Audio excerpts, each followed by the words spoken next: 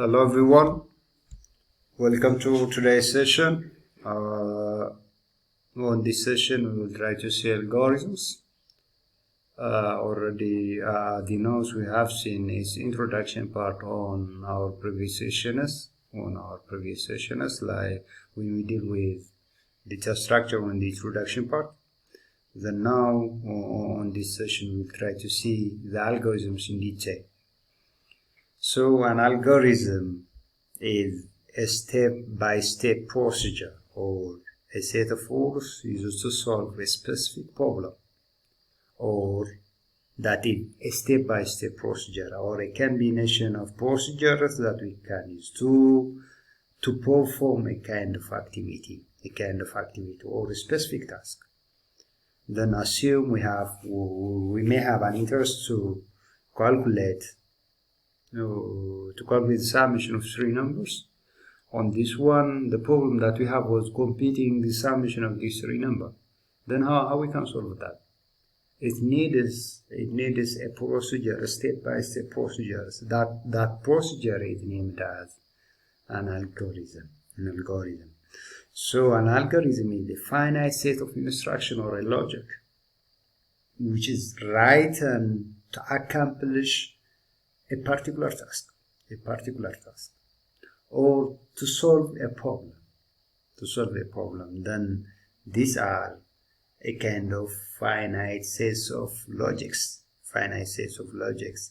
An algorithm is a step-by-step procedure used for performing some actions. Then this is what we call an algorithm. Assume, as I have told you before, assume we have a problem computing the summation of three numbers or calculating the summation of these three numbers. Then how we can solve that? It needs a kind of procedures. That procedure which is to solve the summation of these three numbers is named as an algorithm. Then that's the solution. That used to calculate the summation of these three numbers. Then this description or step-by-step procedure or set of rules is named as an algorithm. Then the computation is considered as a problem. Assume we have a problem of calculating the summation of these three numbers, as I have told you before. Then that's why we have to develop an algorithm which is to solve that. Then that is, on the programming perspective, we call it an algorithm. We can develop these are, by the way, these are a kind of solutions of a problem. So an algorithm is a step-by-step procedure which is named as a solution of a problem. These are solutions. Then we can develop them using either of the pseudocode or flowcharts. Most of the time we call the pseudocode as the false codes, whereas the flowcharts are a kind of geometrical shapes or a combination of geometrical shapes or diagrammatic representation of the solution. Then these are what we call an algorithm. So algorithms are step-by-step procedure. They are procedures. In the same manner, they are a collection of procedures which the computer uses to perform an action. A computer performs a collection of procedures which the computer or the machine will perform. This combination of sequences or this combination of procedures are named as an algorithms. Then this is a well-ordered collection of clear and simple instruction. This is a combination of instructions that we can use to solve a problem.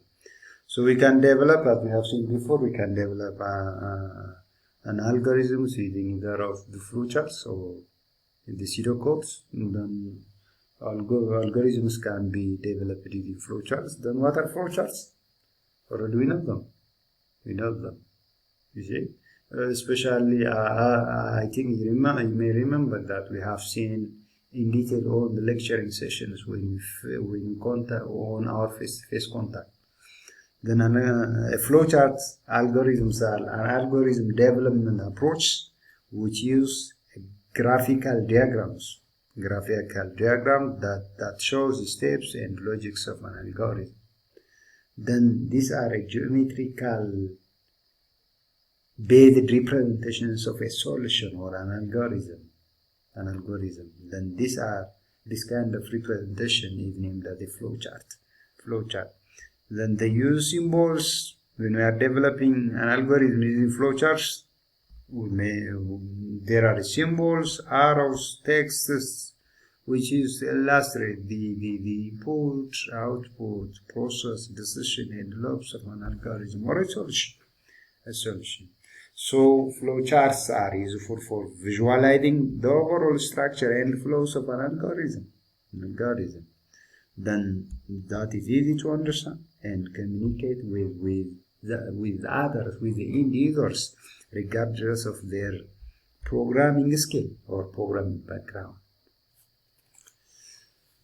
So when you come to this one, pseudocodes, or the pseudocode, or the term pseudocode refers to this is what we call the false codes. Then these are one way of algorithm development approach. We can develop our algorithms or an algorithm solve a problem using either of the flowchart or the pseudocode. Then because of that, the pseudocode is one way of algorithm development approach. A pseudocode is a textual representation of an algorithm that uses natural language. Then when we are developing an algorithm or a solution of a problem using the pseudocode approach, we will use the natural language. We can develop the steps using natural language rather than using what?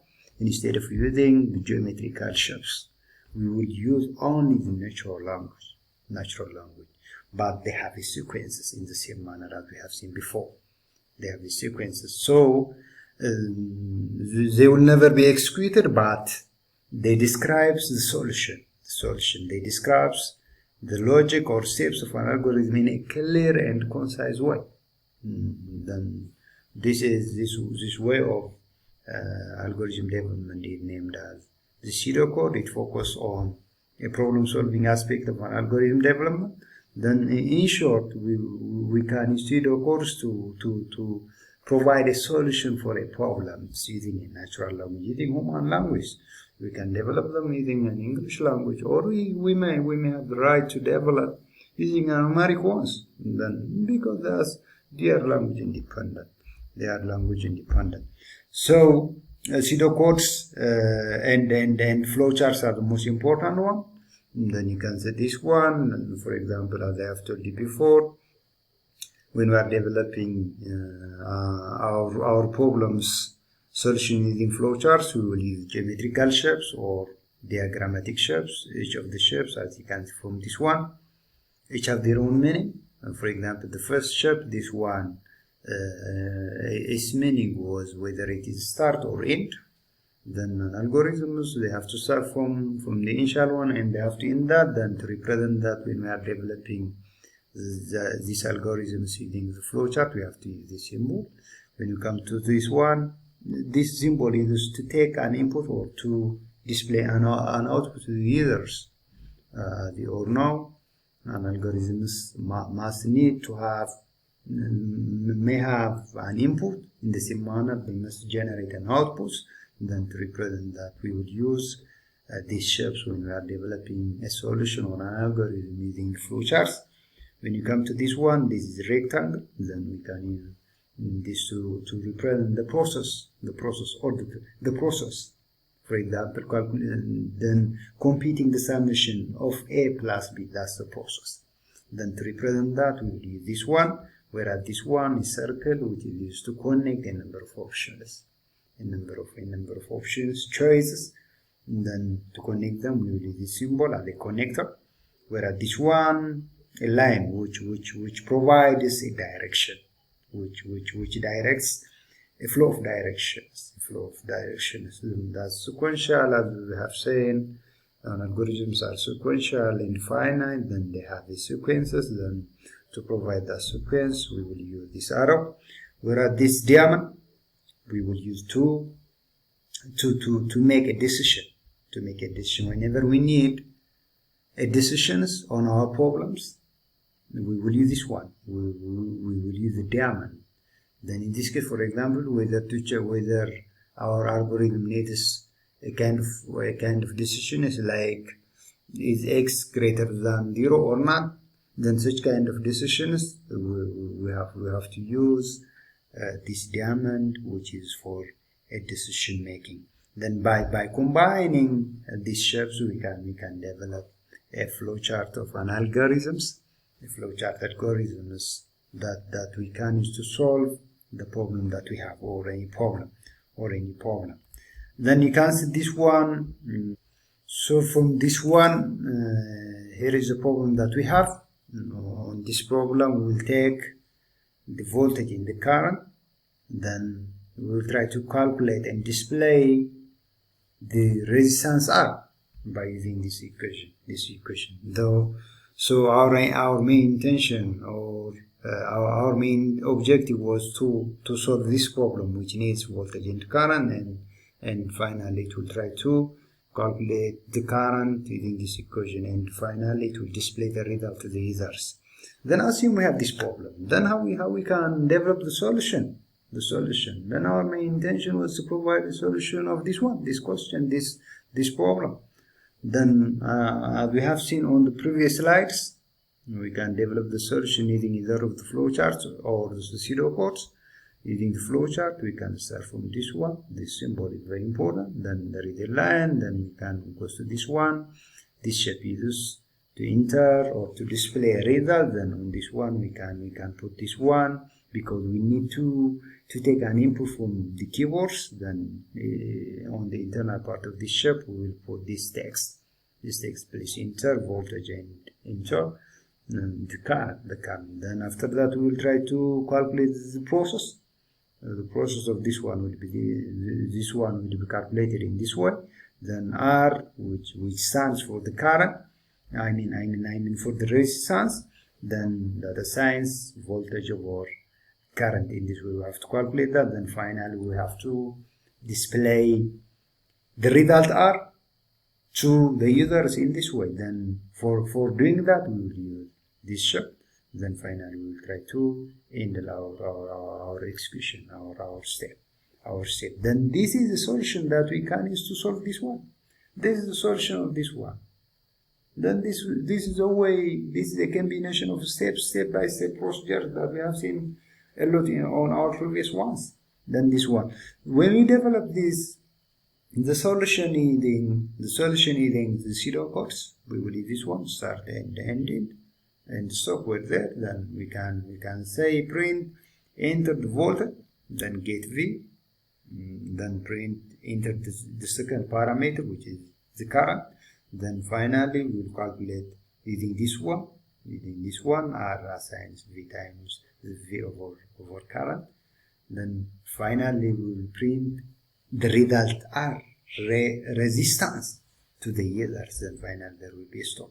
Then this kind of representation is named as a natural language based representation. That's why we call it pseudocodes, false codes. These are false codes. They will never be executed as it is. Rather, we have to encode using a particular programming language. Then this is one way of, or the two way of algorithm development approach. Then thank you. See you next.